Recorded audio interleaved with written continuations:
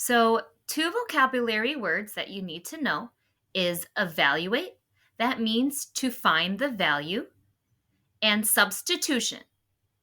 To substitute means to replace a value that is equal to another value.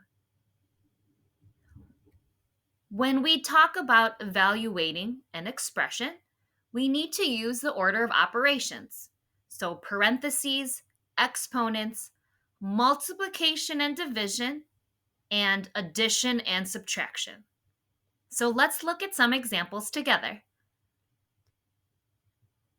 Here you have an example problem, and you know that x is equal to negative 10.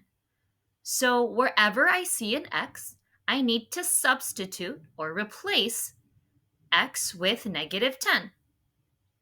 Now I can use the order of operations.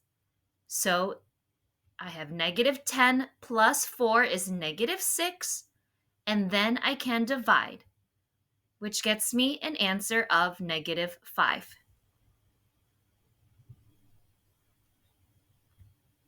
Here is another example when n is equal to negative 3.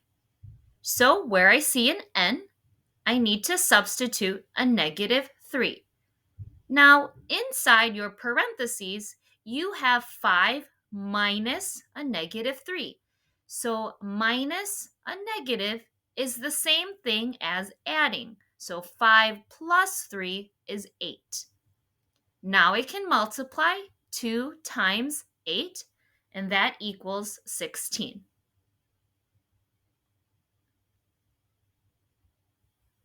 One last question to do together. You have x is equal to negative 2. So you see negative 2 in the denominator. So we have negative 2 in parentheses, and then we have an exponent of 2. So this is negative 2 squared. And negative 2 squared is positive 4. And 8 divided by 4 is a positive 2. So remember to use the order of operations when you're evaluating. Thanks for watching.